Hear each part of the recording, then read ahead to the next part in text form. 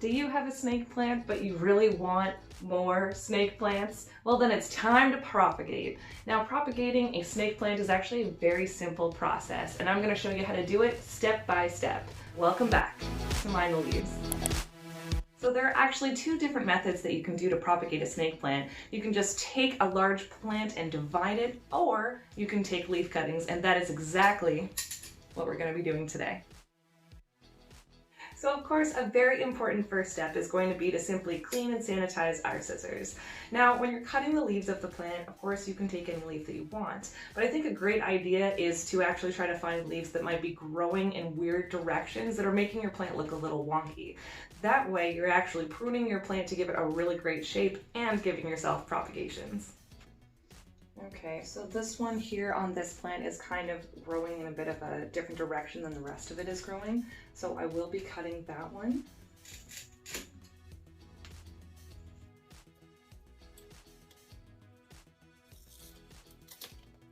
Now you can see just how blunt that cut looks when you cut it just straight across. So a great tip is to shape it to look like the top of the other leaves. Here's an old one that I cut and I think it looks pretty good. Okay, so we have our cut leaf material that we're going to be using. Now, honestly, you can actually just take these as is, stick the cut ends in some clean, cool water, and just wait for the roots to grow. But I've got a few other tricks I want to show you.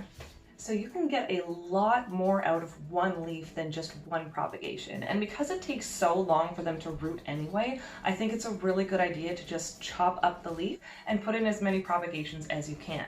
Now remember, it's really important to know which way is up and which way is down. So make sure that you're keeping that in mind as you do this.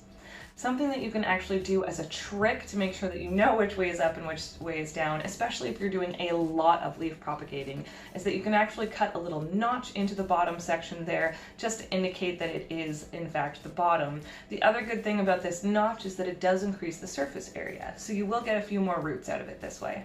Just place the cuttings in some bright indirect light. Now, the only downside to propagating snake plants via leaf cuttings is that, yes, it can take a long time for them to set down roots, like months and months. But if you're patient, it's totally worth it. Here's one that I started probably about 4 or 5 months ago. Now, as you can see, the roots are doing really well here, and we even have some new baby snake plants pushing already. So these are fully ready to be potted on and turn into new plants. If you're finding this video helpful, please go ahead and plant your finger on that like button. Really, the only thing you need to do other than be patient to have these grow successfully for you is to change the water frequently to keep the water that they're sitting in clean. If you don't do that, it can just become a rotted pile of mush. So make sure that you are cleaning that water. I do it weekly and I just rinse out the roots and then I put them into nice fresh water. Now we can pot them up in some well-draining soil. Voila! Yes, it really is that easy to propagate your own snake plants. With a little bit of patience, you can do it. My name is Sam, this is Mind the Leaves, urging you to take care of your plants and yourself.